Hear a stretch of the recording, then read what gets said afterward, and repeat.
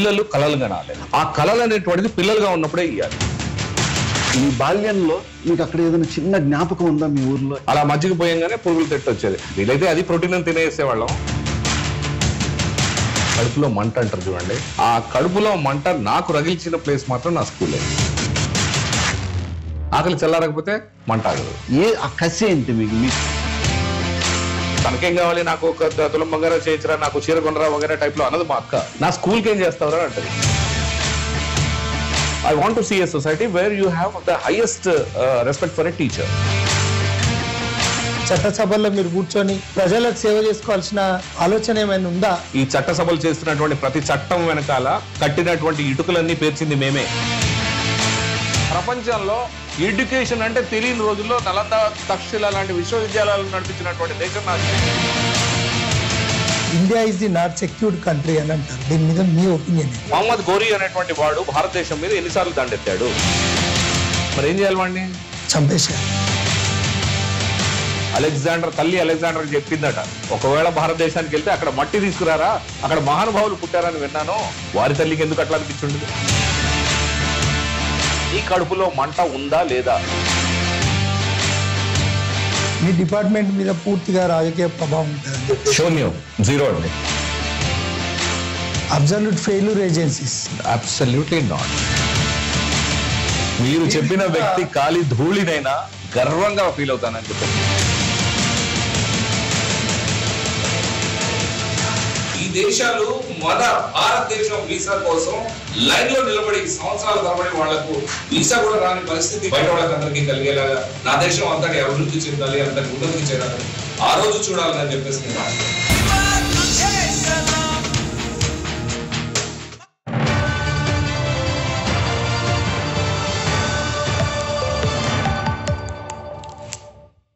Hi, నేను మీ లోహిత్ కుమార్. ఈరోజు legendary personalities మన ఏఎన్ఆర్ స్టూడియోస్లో స్పెషల్ ప్రోగ్రామ్. దీంట్లో జీవితంలో చాలా కష్టపడి స్వశక్తితో పైకెదిగి విజయం సాధించిన గొప్ప వాళ్ళని మనం ఈ చైర్లో కలుసుకోబోతున్నాం. వాళ్ళతో మాట్లాడుకోబోతున్నాం, వాళ్ళ అనుభవాల్ని తెలుసుకోబోతున్నాం. వాళ్ళ ద్వారా కొన్ని విషయాలు తెలుసుకుని మనం జీవితంలో కొంతైనా ముందుకెళ్తే బాగుంటుంది. ఈ ప్రోగ్రాం వల్ల కొంతమందికైనా స్ఫూర్తి కలిగి వాళ్ళు కూడా జీవితంలో విజేతలు అవుతారని ఏర్పాటు చేసిందే లెజెండరీ పర్సనాలిటీస్.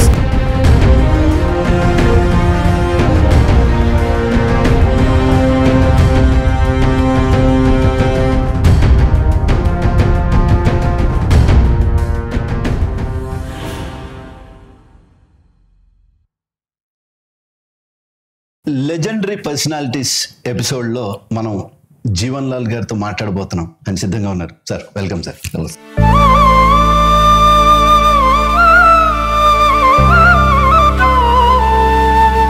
మీరు ఖమ్మం దగ్గర ఏదో ఒక చిన్న పల్లెటూరులో ఏదో అరకొర సౌకర్యాలు ఉన్న ప్లేస్లో ఒక గవర్నమెంట్ స్కూల్లో చదువుకుని మీరు ఈ స్థాయికి వచ్చున్నారు ఈ రోజున. కానీ మీకు అక్కడ మీ బాల్యంలో మీకు అక్కడ ఏదైనా చిన్న జ్ఞాపకం ఉందా మీ ఊర్లో? అంటే నా జీవితానికి మలిపే ఆ స్కూల్ అండి. ఆ గవర్నమెంట్ స్కూల్ ఉంది చూసారా, ఏపీ రెసిడెన్షియల్ స్కూల్ ఏన్కూర్ అంటారు. ఇప్పుడు తెలంగాణలో ఉంది కానీ అప్పుడు ఏపీ కంబైండ్ ఏపీలో ఉన్న స్కూల్ అనమాట. ఏపీ రెసిడెన్షియల్ స్కూల్ ఏన్కూర్ అనేటువంటిది. నేనేమంటానంటే, anybody to excel have to have a fire in the belly. కడుపులో మంట అంటారు చూడండి, ఆ కడుపులో మంట నాకు రగిల్చిన ప్లేస్ మాత్రం నా స్కూలే, ఏపీ రెసిడెన్షియల్ స్కూల్ ఏన్కూర్. ఎలా? కడుపులో మంట ఎప్పుడు రగులుద్ది? ఆకలి అయినప్పుడు. ఆకలి చల్లారకపోతే మంట ఆగదు. ఆ ఆకలి చల్లారని రెసిడెన్షియల్ స్కూల్ అనమాట. కానీ మాకెలా ఉండేది, ఫుడ్ ఎలా ఉండేది ఆ రోజుల్లో? Messing was, I think per day messing was 8 rupees అనుకుంటా. అంటే ఎంత మెస్సింగ్ అనేటువంటిది పక్కన పెడితే, అంటే ఫుడ్ గురించి మాట్లాడుతున్నా అనుకోండి. కాకపోతే that is the best school education wise, but facility wise there was absolutely almost nothing. ఒక విరిగిన ఇనుప మంచాలు, ఎట్లో గట్ల దాంట్లో బతకాలి. ఒక చిన్న పోర్షన్లోనే ఒక 30 మంది విద్యార్థుల్ని కుక్కేసినటువంటి. అంటే మీరు అక్కడ ఫెసిలిటీస్ చూడలేదు, టేస్ట్ చూడలేదు. మీలో ఒక ఆ కసి ఏంటి మీకు అక్కడ నుంచి? మీరు యూజువల్గా అట్లాంటి పరిస్థితిలో వేస్తే ఎవరైనా సరే నేను పారిపోతా అనుకుంటారు, నేను ఇక్కడ ఉండను, బికాస్ ఫెసిలిటీస్ లేవు అనుకుంటారు. చాలా చక్కని క్వశ్చన్. దీనికి ఒక సింపుల్ ఆన్సర్ ఇస్తాను. ఆ జనరేషన్కి ఈ జనరేషన్కి, మా జనరేషన్ ఎలా ఉండేదంటే, schooling was important for us. Schooling అని అంటే మా టీచర్లు ఎలా ఉన్నారు, నేనేం చదువుకుంటున్నాను. ముందుగానే చెప్పాను, నేను అక్కడ ఎంట్రన్స్ ఎగ్జామ్ రాసి సెలెక్ట్ అయ్యి వెళ్ళినటువంటి స్కూల్ అది. It's a general residential school అనమాట, ఏపీ రెసిడెన్షియల్ స్కూల్ ఏనుకూరు అనేటువంటిది. అక్కడ టాప్ విద్యార్థులు, జిల్లాలో ఉన్నటువంటి అద్భుతమైనటువంటి టాప్ విద్యార్థులంతా అక్కడ జాయిన్ అయ్యేవారు. ఎందుకు అంటే అక్కడి నుంచి వచ్చేటువంటి ప్రొడక్ట్స్ అట్లా ఉండేవి. That was the best school economically, undoubted about it. Facilities wise అనేటువంటిది పట్టించుకునే రోజులు అసలే కావు అవి. ఇప్పుడు ఉన్నట్టు ఎయిర్ కండిషన్ లేవు, ఇప్పుడు ఉన్నటువంటి మీకు పిజ్జాలు బర్గర్లు లేవు, ఇప్పుడు ఉన్నటువంటి మీకు ఈ ఓవెన్స్లో వేడి చేసుకొని తినడాలు లేవు. ఇప్పుడు ఉన్నటువంటి ఏ ఫెసిలిటీను ఆ రోజుల్లో మామూలుగా కూడా మామూలు విద్యార్థులకు కూడా ఉండేవి కావు. కాకపోతే మాకు కొసమెరిపోయి ఏమిటంటే ఆ స్కూల్లో బేసిక్ ఫెసిలిటీ టు స్టే ఉండేది కాదు, స్టే ఎట్లో గట్ల బతికేవాళ్ళం. అండ్ రెండోది ఏంటంటే ఫుడ్ అండి, బాగా దారుణం ఏంటంటే మంచిగా చిన్నగా ఒక చిన్న ఉదాహరణ చెప్పాలి అని అంటే మామూలుగా ఏదో ఒక కూర, ఇంకేదో రసమో సాంబారు లాంటిదో అలాంటిది అనమాట. కూర అనుకోవాలి, సాంబార్ లాంటిది అనుకోవాలి.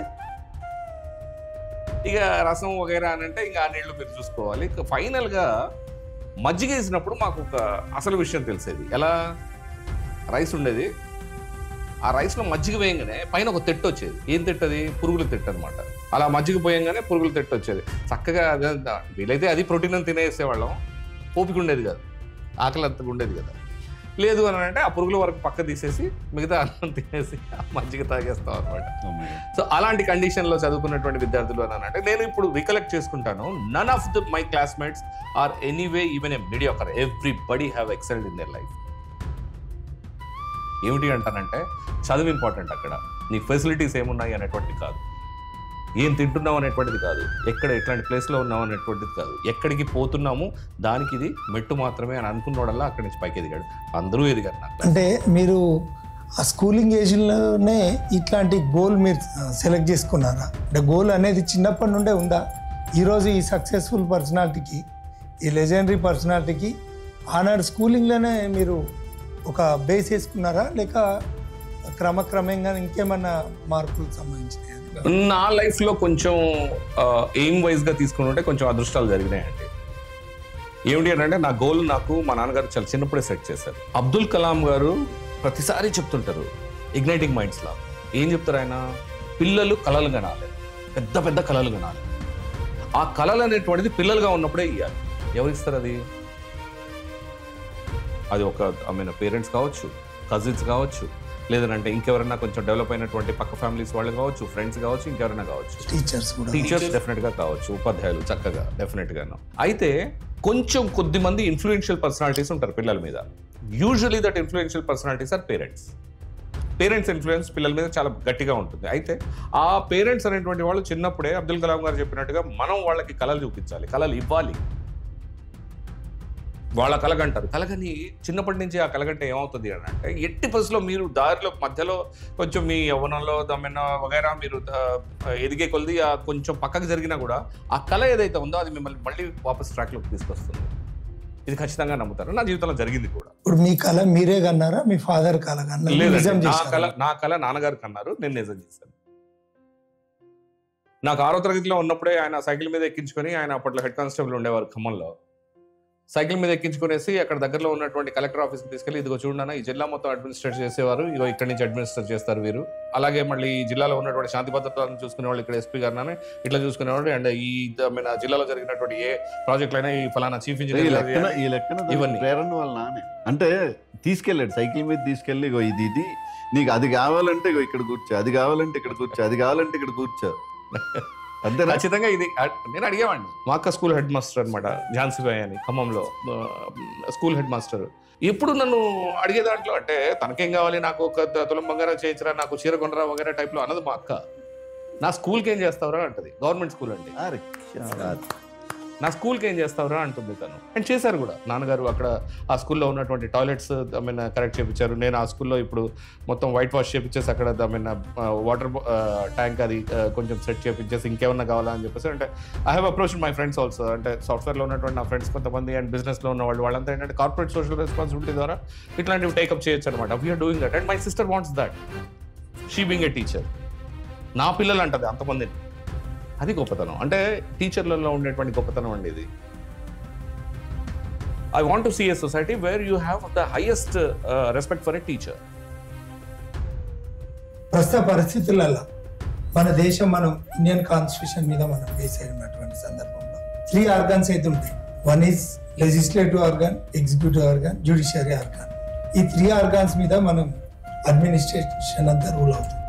Clear clarification from you, what is the difference between the legislative organ and executive organ? మీరు చెప్పినటువంటి 3 ఆర్గనైజ్ కానివ్వండి, ఫోర్త్ ఎస్టేట్ ప్రెస్ కానివ్వండి, జర్నలిజం కానివ్వండి, ఎవ్రీబడి కన్సర్న్ ఏంటంటే పబ్లిక్ సర్వీస్. ప్రతి every organisations aim is to public service. Public service executive చేయాలి. Legislative ఏంటంటే legislative వాళ్ళు చట్టసభల్లో ఏంటంటే వాళ్ళు ఒక చట్టం చేస్తారు. ఆ చట్టాన్ని ఇంప్లిమెంట్, ఆ ఏదైతే స్పిరిట్ లో చట్టం చేశారో ఆ స్పిరిట్ లో వచ్చేసి ఆ చట్టాన్ని ఇంప్లిమెంట్ చేసే బాధ్యత వచ్చేసి ఎగ్జిక్యూటివ్. ఈ చట్టం చట్టపరంగా ఉందా లేదా, కాన్స్టిట్యూషనల్ గా ఉందా లేదా, అన్ని కాన్స్టిట్యూషనల్ పరంగా జరుగుతున్నాయా లేదా అనేటువంటి దాని మీద ఒక జడ్జ్మెంట్ ఇవ్వడానికి మరి జ్యుడిషియరీ ఉంది. వీళ్ళంతా సక్రమంగా తమ తమ విధులు నిర్వహిస్తున్నారా లేదా, నిర్వహించకపోతే ఎక్కడ గ్యాప్ వస్తుంది ఏమిటి అని వీళ్ళందరి మీద మళ్ళీ చెక్ తీసుకొచ్చేది మళ్ళీ జర్నలిజం ప్రెస్ ఉంది. So there is checks and balances అంటారు వీటిని. But overall everybody is going to do a public service. ఇప్పుడు మీరు అన్నటువంటిది లెజిస్లేచర్లో ఎలాంటి వారు వెళ్ళాలి ఏమిటి అనేటువంటిది. లెజిస్లేచర్ అంటే వీఆర్ ఎ డెమోక్రసీ అండి. We have equal representation to everybody. వాళ్ళు చదువుకోనివ్వండి, ధనం ఉండనివ్వండి, ఫలానా కమ్యూనిటీ అవ్వనండి, ఏరియా కానివ్వండి, ట్రైబల్ కానివ్వండి, ఇంకొక ప్లెయిన్ ఏరియా కానివ్వండి, కోస్టల్ ఏరియా కానివ్వండి, వగైరా కానివ్వండి, ఎక్కడ ఉన్నా కూడా భారతదేశంలో ఉన్నటువంటి ఎవరికైనా ఒకటే హక్కు. మరి ఈ సందర్భంలో కొంతమందికి కొన్ని అవకాశాలు ఉండి చదువుకుని ఉండొచ్చు, కొంతమందికి అవకాశాలు లేకుండా చదువులేకపోయి ఉండొచ్చు. చదువుకోలేకపోయినంత మాత్రాన వాళ్ళు అక్కడ ఉండేటువంటి ప్రజల కోసం వాళ్ళు నిలబడలేరు అని చెప్పడానికి లేదు. వాళ్ళకి అప్పుడు అవకాశం రాలే. తర్వాత వాళ్ళ జీవితంలో ఏంటంటే వాళ్ళు కొంచెం ముందుకు వచ్చేసి వాళ్ళు మళ్ళీ ఏదో చేద్దాం సొసైటీకి అని చెప్పేసి అప్పుడు అనుకుంటే అప్పుడు కూర్చొని ఎగ్జిక్యూటివ్లో వచ్చేలాగా సివిల్ సర్వీసెస్ రాసి సివిల్ సర్వెంట్ అవ్వలేదు. ఈ పాలిటిక్స్లో అంటే డెమోక్రటిక్ కంట్రీలో నేను కూడా చట్టాలు చేసే దాంట్లో చదువుకున్న వాళ్ళు ఉండాలని, అందులో మీరు కూడా ఉండాలని, అంటే అందరు కూడా ఏదో జాబ్ వచ్చింది వాళ్ళ కుటుంబం వాళ్ళు అక్కడి వరకు మా పరిధి అని లిమిటేషన్స్ ఉంటాయి. కానీ మీ పర్సనాలిటీకి లిమిటేషన్ ఉంది. ఎందుకు అంటే మీకు ఫ్యూచర్లో ఏమన్నా ఆలోచన ఉందా? చట్టసభల్లో మీరు కూర్చొని ప్రజలకు సేవ చేసుకోవాల్సిన ఆలోచన ఏమైనా ఉందా అని నేను అడుగుతాను. నాగరాజ్ గారు, ఇప్పుడు నేను చేసేదే అది. ఇప్పుడు నేను చేస్తుంది అదే. నేను ఇందాక చెప్పాను, లెజిస్లేచర్కి ఎగ్జిక్యూటివ్కి hardly there is a demarcation. ఈ రెండు వేరువేరుగా మనం చూడలేము. ప్రతి bureaucrat, even a clerk of a government service, చిన్న క్లర్క్ కూడా అతని కాంట్రిబ్యూషన్ ఉంటుంది in the public service of the country. అయితే మనకు కనిపించే ముఖాలు వేరు. దానికి అంటే ఇప్పుడు తాజ్మహల్ కట్టడానికి రాళ్ళెత్తిన కూలీలు ఎవరు అన్నట్టు ఆ కూలీల పేర్లు ఏవో ఎవరి ఉండవు. మేమంతా ఆ కూలీలమే. యాజ్ బ్యూరోక్రాట్ వీఆర్ ఆల్ ఆ కూలీలమే మేము. ఏది ఈ చట్టసభలు చేస్తున్నటువంటి ప్రతి చట్టం వెనకాల కట్టినటువంటి ఇటుకలన్నీ పేర్చింది మేమే. ఆ కట్టడం ఇదిగో కట్టడం ఇవాళ నేను రిబ్బన్ కట్ చేస్తున్నా అని మీ ఎదురుగా వచ్చి ఎవరు కట్ చేసినా ఆ ఇటుకలు పేర్చింది మేమే, సున్నం కొట్టింది మేమే, ప్రజెంట్ చేసింది మేమే. దానికి ఎక్కడ ఏం అవసరం కావాలి అనేటువంటిది అన్నది ప్రతి గవర్నమెంట్ ఎంప్లాయీ దాంట్లో రోల్ ఉంటుంది. ప్రతి గవర్నమెంట్ ఎంప్లాయీ పట్ల, ప్రతి భారతీయుడికి పట్ల వాళ్ళకి బాధ్యత ఉంటుంది. ప్రతి భారతీయుడికి వాళ్ళ మీద కృతజ్ఞత కూడా ఉండాలి ప్రతి గవర్నమెంట్ ఎంప్లాయీ మీద. ఎందుకు అని అంటే వాళ్ళందరూ ఈ చట్టాలు చేయడంలో కానీ దాన్ని ఇంప్లిమెంట్ చేయడంలో కానీ వాళ్ళ ఇంప్లిమెంటేషన్ ఉంది. అయితే నన్ను అడిగిన క్వశ్చన్ నేను ఎలా అర్థం చేసుకుంటానంటే, ఇప్పుడు ఎగ్జిక్యూటివ్లో ఉన్నాను కాబట్టి లెజిస్లేచర్లోకి వెళ్ళే ఆలోచన ఏమైనా ఉందా? అదే కదా మీకు ఫ్యాక్ట్. నేను చెప్పినట్లుగా I'm already feeling that I'm part of legislature also. ఎలా అక్కడికి వెళ్తున్నటువంటి చట్టాలు మేము తయారు చేసినాము. Every day in and day out government ఏం చేస్తుంటుందంటే ఫర్ బెటర్ గవర్నెన్స్ అని ఉంటుంది చూడండి, బెటర్ యాక్ట్స్ అండ్ బెటర్ గవర్నెన్స్కి ఎవ్రీ డే మా సలహాలు తీసుకుంటూ ఉంటారు. ఇవాల్యుయేషన్ కానివ్వండి, కలెక్షన్ ఆఫ్ డేటా కానివ్వండి, కలెక్షన్ ఆఫ్ ఐడియాస్ కానివ్వండి, కలెక్షన్ ఆఫ్ థాట్స్ కానివ్వండి. ఒక చట్టం బయటికి వచ్చింది ఒక లెజిస్లేచర్ నుంచి, ఒక పార్లమెంట్ నుంచి కానీ, ఒక అసెంబ్లీ నుంచి కానీ ఒక చట్టం బయటికి వచ్చింది అని అంటే దాని వెనకాల ఎంతో బ్రెయిన్ స్టార్మింగ్ ఉంటుంది, శ్రమ ఉంటుంది, అందరిది ఉంటుంది. దానికి సంబంధించినటువంటి ఎమ్మెల్యేలు ఎమ్మెల్సీది కానివ్వండి, ఇక్కడ ఎంపీలు రాజ్యసభ కానివ్వండి, రాజ్యసభ లోక్సభ వాళ్ళు కానివ్వండి, అండ్ వాళ్ళ interaction with the bureaucracy and the government employees, government officers, government employees, చిన్న చిన్న ఎంప్లాయీస్ నుంచి కూడా మొదలేసుకొని అందరూ కలిసి తయారు చేసినటువంటివి అన్ని చట్టాలు. సో రిప్రజెంటేషన్ ఖచ్చితంగా ఉంది. And already we are in a public service. మీలాంటి లెజెండరీ పర్సనాలిటీస్ ప్రజల కోసం ఆలోచించేవారు, మీకు మీరుగా సక్సెస్ఫుల్ పర్సనాలిటీగా ఉంది. ఇక్కడ నేను అంటే కొంతమంది India is the not secured country అని అంటారు. దీని మీద మీ ఒపీనియన్ ఏంటి? అంటే రక్షణ పరంగానా? రక్షణ పరంగా, విద్యా పరంగా, వైద్య పరంగా, రాజకీయ పరంగా, సో అన్ని విధాలు అడుగుతున్నా. లా అండ్ ఆర్డర్ పరంగా ఎక్కడ కూడా ఎవరికి రక్షణ లేదు. ఇవాళ India is almost going to be the third strongest economy in the world. ప్రపంచంలో ఉన్న 200 పైచిలుకు దేశాల్లో భారతదేశం అనేటువంటి అద్భుతమైన దేశం ఏదైతే ఉందో మనది, ప్రపంచంలోనే 3వ అతి పెద్ద, అతి స్ట్రాంగ్ ఆర్థిక వ్యవస్థగా ఎదగబోతుంది. ఆల్రెడీ మనం 5th, 4th వేరియస్ పారామీటర్స్ మారిస్తే కొన్ని పారామీటర్స్లో 5th, కొన్ని పారామీటర్స్లో 4th ఉన్నాం. మనం 3rd అవ్వబోతున్నాం. మనకు స్వాతంత్రం వచ్చి కూడా జస్ట్ 75 years. అండ్ నా దేశంలో జరుగుతున్నటువంటి ఇవాళ అభివృద్ధి, 75 సంవత్సరాలు నేను చేరిన అభివృద్ధి ప్రపంచానికి తార్కాణం. 75 సంవత్సరాల్లో నా దేశం సాధించిన ప్రగతి ప్రపంచ దేశాలకు ఆదర్శం. దీనికి అంతటికి మనం ఎక్కడ అంటే భారతీయులు ఎంతటి సౌమ్యులు, ఎంతటి చక్కని వ్యక్తులను అంటే, దేహి అయ్యా నాకేమీ లేదు, నేను వచ్చి నీ దగ్గర బతుకుతాను అని చెప్పేసానంటే మన శత్రువుని కూడా దగ్గరికి తీసి భోజనం పెట్టే సంస్కృతి మంది. ఇప్పుడు మీరు చూడండి, గోరీ అనేటువంటి వాడు భారతదేశం మీద ఎన్నిసార్లు దండెత్తాడు? 18 సార్లు. మొదటిసార్లు దండెత్తి వచ్చినప్పుడు వాడు ఏమయ్యాడు? ఓడిపోయాడు. మరి ఏం చేయాలి? వాడిని చంపేశారు. మరి భారతీయులు చంపారా? వదిలిండ్రు. సంస్కృతి కాదు నాది, నా దేశ సంస్కృతి కాదు అది, నేను ఓడించాను పో అనే గొప్ప సంస్కృతి నా దేశ సంస్కృతి. భారతదేశ సంస్కృతి ఏమిటి అని అంటే 17 సార్లు వాడిని ఓడించినా కూడా వాడు నీచుడు, వాడి సంస్కారం లేనివాడు, సంస్కారహీనులు ఉన్నారు అటు. వాడు నీచుడు, వాడికి సంస్కారం లేదు. వాడు మళ్ళీ దండెత్తి వచ్చేసి 18వసారి ఎవడో మనోడే ఆ తర్వాత వాడికి సహకారం అందిస్తే తప్ప ఆ రోజు పృథ్వీరాజ్ చౌహాన్ని అతను పట్టుకునే పరిస్థితి లేదు. మన దగ్గరే ఉన్నటువంటి ఇంకో జయచంద్ అనేటువంటి వ్యక్తి మనకు వ్యతిరేకంగా వెళ్ళి వాడికి సహాయం చేయడం వల్ల పట్టుకున్నాడు. కానీ వాడు వచ్చి మన వాడికి ద్రోహంగా ఓడించి కూడా వెంటనే హత్య చేశాడు. అంటే దేశాన్ని మనం సమర్థిస్తాను. దేశాన్ని సమర్థించడం కాదండి, దేశాన్ని, ఈ దేశంలో పుట్టినందుకు, ఈ దేశం గడ్డలో ఈ గాలి పీలుస్తున్నందుకు, ఈ మట్టి మీద నడుస్తున్నందుకు అదృష్టవంతుడిగా భావించండి అంటున్నాను. మామూలు అదృష్టం కాదండి. ఏం వారసత్వ సంపద మనది. ప్రపంచంలో ఎడ్యుకేషన్ అంటే తెలియని రోజుల్లో నలంద, తక్షశిల లాంటి విశ్వవిద్యాలయాలు నడిపించినటువంటి దేశం నాది. నలంద, తక్షశిల విశ్వవిద్యాలయాలు ఉన్నప్పుడు ఏ యూనివర్సిటీ నీ కార్నెల్ యూనివర్సిటీ ఉందా, న్యూయార్క్ యూనివర్సిటీ ఉందా, నీ లండన్ స్కూల్ ఆఫ్ ఎకనామిక్స్ ఉందా? ఎవరున్నారు? అర్థశాస్త్రానికి అర్థం చెప్పినటువంటి ఆర్థిక శాస్త్రవేత్త కౌటిల్యుడు నా దేశంలో పుట్టినాడు. అలెగ్జాండర్ తల్లి అలెగ్జాండర్ చెప్పిందట, ఒకవేళ భారతదేశానికి వెళ్తే అక్కడ మట్టి తీసుకురారా, అక్కడ మహానుభావులు పుట్టారని విన్నాను, అలాంటి మట్టిని ఒకసారి నుదుట నువ్వు పెట్టుకునేసి నాకు తీసుకురా, నేను నుదుట పెట్టుకుంటాను, మన జీవితాలు ధన్యం అవుతాయి అని చెప్పి అలెగ్జాండర్ ద గ్రేట్ అంటారు కదా. మరి వారి తల్లికి ఎందుకు అట్లా అనిపించుంటుంది? అలాంటి భారతదేశం మళ్ళీ మనం చూడబోతాం. India is the great country. ఇట్లాంటి అద్భుతమైన టీచర్లు కూడా ఇప్పటికీ గవర్నమెంట్ స్కూల్స్ లో ఉన్నారు, గవర్నమెంట్ కాలేజీల్లో ఉన్నారు. And government schools, government college నుంచి ఈనాటికి కూడా సక్సెస్ రేట్ చాలా అద్భుతంగా వస్తుంది. బేసిక్ గా కావాల్సింది ఏమిటి? నీలో ఫైర్ ఇన్ ద బెల్లీ ఉందా లేదా, నీ కడుపులో మంట ఉందా లేదా, నీ కడుపులో మంట రగిలించి నువ్వు విజయాన్ని సాధించాలనేటువంటిది నీలో ఉందా లేదా?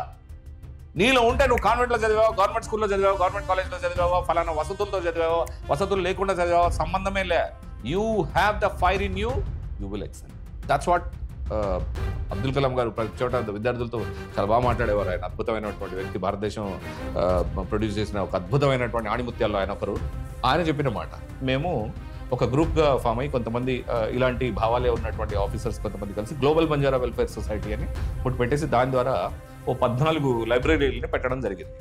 దాదాపు 50 లక్షల పైచీలకు అందరం రూపాయి వేసుకునేసి అందరం దాంట్లో కాంట్రిబ్యూట్ చేసుకుని అలాగా ఇలాంటి పే బ్యాక్ పాలసీ అని మీరు దాన్ని ఎంకరేజ్ చేసి గ్లోబల్ బంజారా అని ఇవన్నీ చేసి అందరికి కూడా సర్వీస్ ఓరియంటెడ్. అవునండి ఉండే సర్వీస్ ఎంతో మంది ఆఫీసర్లకి ఇలాంటి తపన. భారతీయుల్లో ఏంటంటే సేవా తత్పరత అనేటువంటిది భారతీయుల్లో ఉన్నటువంటి, అది నా సంస్కృతిలో వారసత్వమే, నా దేశ సంస్కృతిలో అది కూడా వారసత్వమే. ఇంకొకటి పట్ల బాధ్యతగా ఉండాలి అనేటువంటి సంస్కృతి నాది. మీ నాన్న ఒక కానిస్టేబుల్, మీ ఒక చక్కటి కుటుంబం ఆ గ్రామీణ ప్రాంతంలో పుట్టి ఒక దేశంలోనే ఒక ఆదర్శవంతమైన కుటుంబంగా ఉండి మీరు ఒకటి ఇంతకుముందు మీరు అన్నారు, నేను అదే చెప్పబోతున్నాను. మీరు అన్నారు చెప్పండి, మీరు మీ నాన్న గిఫ్ట్ ఇచ్చారా లేదా మీ నాన్న ఐడెంటిటీ తోటి ఎమ్మెల్యేగా గెలుపొందినరా? ఇందాక నాన్నగారి గురించి చెప్పాను. నన్ను ఎక్సైట్ చేయడమే కాదు, నన్ను తయారు చేయడమే కాదు, నాలాంటి ఇంకొక చాలా మందిని ఆయన బ్రహ్మాండంగా వాళ్ళని ఇంప్రూవ్ చేయాలి అనేటువంటి కసి ఉన్నటువంటి వారు మా నాన్నగారు. అదే కసితో నన్ను తయారు చేశారు, మా అక్క ఝాన్సీబాయిని తయారు చేశారు, మా చెల్లి జయశ్రీని తయారు చేశారు. అలాగా ఆయన చుట్టుపక్కల ఉన్న వారిని అందరినీ అలా తయారు చేసుకోగలిగేటువంటి ఆ సంస్కృతి ఆయన కంటిన్యూ చేశారు. అలాగా అయితే నేను ఇందాక చెప్పినటువంటి సనాతనమైనటువంటి భారతీయ సంస్కృతి ఏదైతే ఉందో, ఏది ఒకరి పట్ల ఒకరు బాధ్యతగా ఉండాలి. ఏమిటి భారతదేశంలో ఉండేటువంటి సంస్కృతి ఏంటంటే we are basically we preach a way of life where in you are responsible to the nature and you are responsible to the fellow human beings. నీ తోడు ఉన్నటువంటి నీ చుట్టుపక్కల ఉన్నటువంటి వారిని చూసుకోవడమే కాకుండా నీ చుట్టుపక్కల ఉన్నటువంటి ప్రాణుల్ని చుట్టుపక్కల ఉన్నటువంటి ఫ్లోరా ఫానా ప్రతి దాని పట్ల బాధ్యతగా ఉండి అందరూ కలిసి చక్కగా వికసించి బతకాలి అనేటువంటి ప్రీచ్ చేసేటువంటి అద్భుతమైనటువంటి దేశం నా దేశం, అది నా సంస్కృతి. ఆ సంస్కృతిలో భాగంగా మా నాన్నగారు అందులో ఒక పార్ట్ నాకు ఇచ్చినారు. అదే నేను చదువు ద్వారా సాధించుకున్నటువంటి వికాసం అది ఆయనలో ఉంది. కాబట్టి ఆయన చూడండి, అది అద్భుతంగా ఆయన ఒక ఇండిపెండెంట్గా ఇవాళ పొలిటికల్ పార్టీస్ తప్ప ఎవరు గెలవలేని రోజుల్లో ఇండిపెండెంట్గా ఎమ్మెల్యేగా గెలిచినటువంటి చరిత్ర నాన్నగారిది. ఇది ఒక బాధ్యత పోలీస్ ఇన్స్పెక్టర్గా, కానిస్టేబుల్ నుంచి పోలీస్ ఇన్స్పెక్టర్గా రిటైర్ అయ్యారు. ఆయన కానిస్టేబుల్ నుంచి వెళ్ళి పోలీస్ ఇన్స్పెక్టర్గా రిటైర్ అయ్యి ఒక బాధ్యతాయుతమైనటువంటి ఉద్యోగాన్ని నిర్వర్తించిన విషయమే కాకుండా ఆ చుట్టుపక్కల ఊళ్ళలో ఎంతో మందికి ఆయన దిశానిర్దేశం చేసినటువంటి మహనీయుడు ఆయన. కాబట్టి అదేవిధంగా ప్రజలు కూడా ఆయన అంతే విధంగా ప్రేమించారు, గౌరవించారు, ఆయన్ని ఇండిపెండెంట్గా ఎమ్మెల్యేగా ఎన్నుకున్నారు. సరే, ఆ నేపథ్యం పక్కన పెడితే ఇదన్నిటికీ మూలాధారమే నా భారతీయత అంటాను నేను. ఈ ఉచితాలు అనే దాని మీద ఇస్తున్నటువంటి కరెక్ట్ ఉచితం ఏదైతుందో ప్రజల కోసమే, ప్రజలు అంటే ఇది అబ్రహాం లింకన్ చెప్పినట్టు ప్రజల చేత ప్రజల కొరకు పరిపాలించబడే దేశమే ప్రజాస్వామ్యం అని అంటారు. ఇదంతా బాగానే ఉంది, ఇది రూల్ చేసుకోవాల్సింది అన్ని కూడా. ఎందుకంటే అసలు యాక్చువల్లీ మీరు ట్యాక్స్ వసూలు చేసేది వాళ్ళకు ఫెసిలిటీస్ ప్రొవైడ్ చేయడానికి, ఇలాంటివి ఉంటాయి. కానీ ప్రభుత్వాలు మిస్యూజ్ చేసి ఫండ్స్ అంతా కూడా అట్లా ఇస్తున్న క్రమంలో మీరు ఎప్పుడైనా డిస్సాటిస్ఫాక్షన్ అయితే? మీకు ఇందాక ఒక మాట నేను చెప్పాను, కారణం ఏదైనా కావచ్చు. కొన్ని కారణాల చేత కొన్ని సొసైటీలకి అన్నీ ఇవ్వలేకపోతున్నాం, కొన్ని సొసైటీలు వెనకబడిపోతున్నాయి, కొన్ని sections of society are backward. వాళ్ళకి మనకు జరుగుతున్నటువంటి మన అభివృద్ధి ఫలాలు వాళ్ళకి సంపూర్ణంగా అందట్లేదు అని ఇందాక నేను మీకు చెప్పాను. అది ఇక్కడ పనికి వస్తుంది. ఎలా? ఇప్పుడు సరే, నేను బ్రెడ్ అర్నర్, బ్యాక్ బోన్ అది వేరే, అది తీసుకెళ్లేసి గవర్నమెంట్ వేరియస్ స్కీమ్స్ మీద ఖర్చు పెట్టాలి.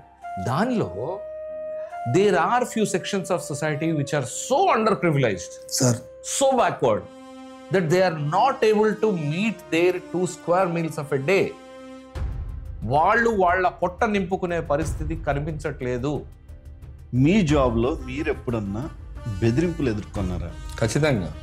సంగతి చూస్తా, వదిలేయి, ఇది పట్టించుకోవద్దు. ఖచ్చితంగా ఉంటాయండి, ఉంటాయి, ఖచ్చితంగా ఉంటాయి, ఖచ్చితంగా ఉంటాయి. అండ్ కొన్ని సందర్భాల్లో ఎలా ఉంటుంది అని అంటే అది మన క్లోజ్ క్వార్టర్స్ నుంచే వార్నింగ్ వస్తుంది కూడా. క్లోజ్ క్వార్టర్స్ నుంచి అని అంటే ఇన్ ద డిపార్ట్మెంట్ కావచ్చు, అండ్ సమాజంలో కొంచెం పెద్ద పేరున్న వాళ్ళు కావచ్చు, వీళ్ళు కావచ్చు, వీళ్ళు కొంత ప్రెషర్ తీసుకురావడం అనేటువంటిది సహజం జరుగుతుంది. Ignorance of law non excusable కదా లీగల్ మ్యాటర్.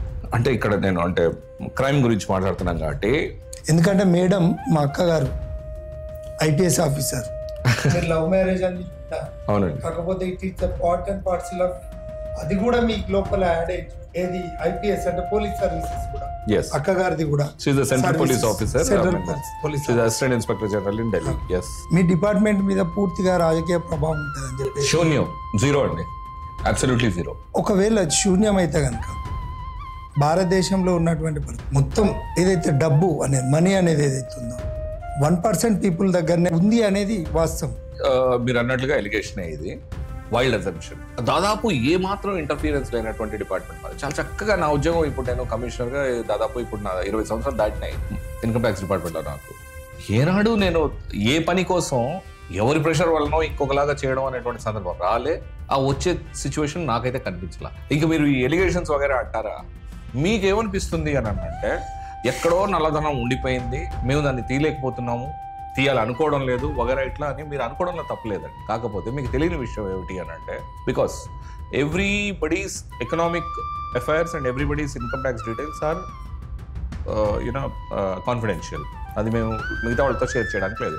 మీరు అనుకుంటున్నటువంటి సంఘంలో పెద్ద మనుషులు ఎవరైతే ఉన్నారో, సంఘంలో ఎవరి దగ్గర అయితే సంపద ఉందో వారందరూ దాదాపు, నేను 100% అని చెప్పేసి అనాలనుకుంటున్నాను, కాకపోతే ఇఫ్ నాట్ 100%, క్లోజ్ టు 100% అనేటువంటి అందరూ తమ సంపదను డిక్లేర్ చేసి దానికి సంబంధించిన ట్యాక్స్లు కడుతున్నారు అనేటువంటిది మీరు నమ్మాల్సిన సత్యం.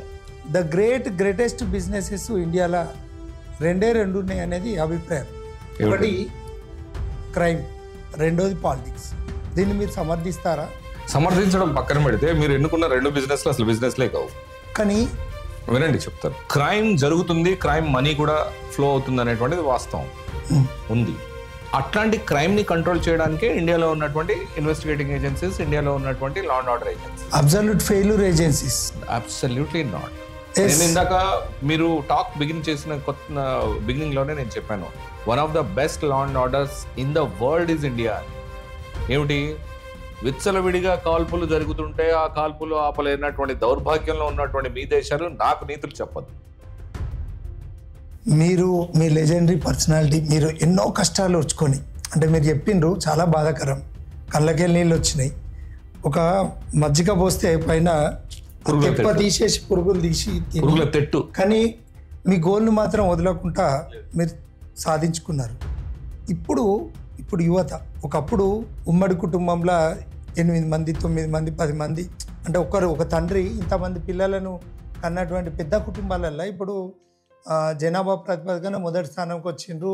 ఒక్కరు చాలు, ఇద్దరు ముద్దు అనుకునే క్రమంలో, ఈ రకంగా వస్తున్నటువంటి క్రమంలో మీలాంటి ఫాదర్, మీ ఫాదర్ లాంటి ఫాదర్, మీరు ఫాదర్, పేరెంటింగ్కు మీరు పిల్లల్ని ఎలా పెంచుకోవాలనే ఒక సంక్షిప్తంగా ఒక మెసేజ్. చాలా చక్కని ప్రశ్న అడిగారు నాగరాజు గారు. మన అంటే మీరు నాకంటే కొంత చిన్నవారే, కాకపోతే ఆ కాలంలో పిల్లల్ని పెంపకంలో ఏం జరిగేదంటే మనకు కొంచెం ఇగ్నోరెంట్గా ఎక్కువ ఉండేవాళ్ళం.